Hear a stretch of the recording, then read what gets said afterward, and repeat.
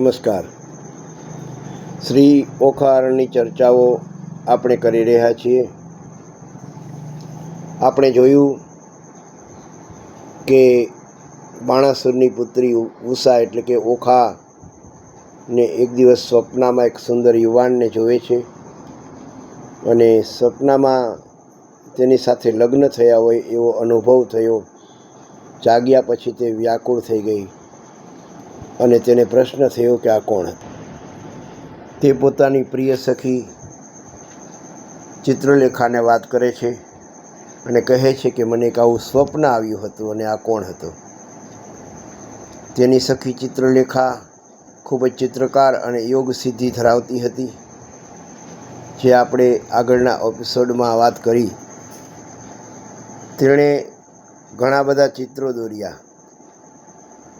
દેવ, દાનવ, ગાંધર્વ, રાજા બધાના ચિત્રો દોર્યા. જ્યારે અનિરુદ્ધ એટલે કે શ્રી કૃષ્ણનો પૌત્ર અને પ્રદ્યુમનના પુત્રનું ચિત્ર દોર્યું ત્યારે ઉષા શરમાઈ ગઈ અને કહેવા લાગી કે હા, આ જ છે મારા સ્વપ્નનો પતિ.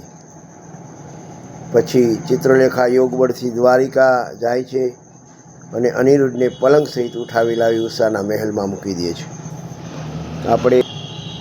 આપણે ત્યાં સુધીની ચર્ચા કરી અને હવે આપણે આ વાતને આગળ લઈ જઈએ થોડી. તો તે પહેલાં હજી સુધી તમે જો મારી આ ચેનલમાં નવા હો તો મારી આ ચેનલને લાઈક કરજો, શેર કરજો અને સબસ્ક્રાઈબ કરી લેજો, જેથી આ પ્રકારના આધ્યાત્મિક સત્સંગનો તમને અને બધાને લાભ મળી શકે. હવે આપણે આ વાતને આગળ વધારીએ તો ટૂંકમાં અને સંક્ષિપ્તમાં કથાને કરીએ તો જ્યારે અનિરુદ્ધ જાગે છે ત્યારે તેને એક સુંદર મહેલ ઉષા અને સખીઓ જોઈએ છે.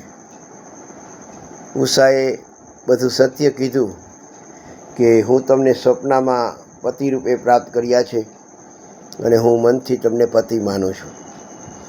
અનિરુદ્ધ પણ તેને જોઈ મોહિત થયા અને બંને વચ્ચે પ્રેમ થયો અને ત્યાં ગાંધર્વ લગ્ન થયા, અર્થાત માતા પિતા વગર, મંત્ર વગર અને પરસ્પર સંમતિ અને પ્રેમથી થયેલા લગ્ન એટલે કે ગાંધર્વ લગ્ન. એક વખત સ્વપ્નમાં થયા, એક વખત આ રીતે થયા. આ રીતે અનિરુદ્ધ અને બાણાસુરના મહેલમાં ગુપ્ત રીતે રહેવા લાગ્યા. કેટલાક દિવસ પછી મહેલના રક્ષકોને ખબર પડી કે ઉષાના મહેલમાં કોઈ પુરુષ છે. તેણે બાણાસુરને જાણ કરી. બાણાસુર ક્રોધથી ભરાઈ ગયો કે મારી મંજૂરી વગર કોણ મારી પુત્રી પાસે આવ્યો. તે સૈનિકો સાથે ઉષાના મહેલમાં આવ્યો. ત્યાં તેને અનિરુદ્ધને જોયા અને પછી બંને વચ્ચે ભયંકર યુદ્ધ થાય છે. બાણાસુરે કીધું કે આને પકડી લ્યો, પણ અનિરુદ્ધ કોણ? શ્રી કૃષ્ણનો પૌત્ર, પ્રદ્યુમનનો પુત્ર અને મહાવીર યોદ્ધા હતા. એણે મહેલમાંથી એક મોટો દંડ ઉઠાવ્યો અને સૈનિકો પર તેઓ લડાઈ લડે છે. સૈનિકો જબરજસ્ત તીર ચલાવે છે અને અનિરુદ્ધ તે દંડથી બધાને ઠાર કરે છે. રથ તોડી નાખે છે, ઘોડાઓ ભાગી જાય છે. એકલો બાણાસુરની સેનામાં હાહાકાર મચાવી દે છે. ઘણા દાનવો જમીન પર પડી જાય છે. મહેલમાં ધૂળ ઉડે છે. નગરમાં હાહાકાર મચી જાય છે. એકલા અનિરુદ્ધે હજારો સૈનિકોને હરાવ્યા.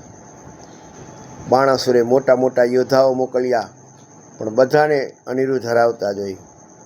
આ જોઈ બાણાસુર ચકિત થઈ જાય છે અને કહે છે કે આ કોઈ સામાન્ય માણસ નથી. પછી બાણાસુર પોતે યુદ્ધમાં આવે છે.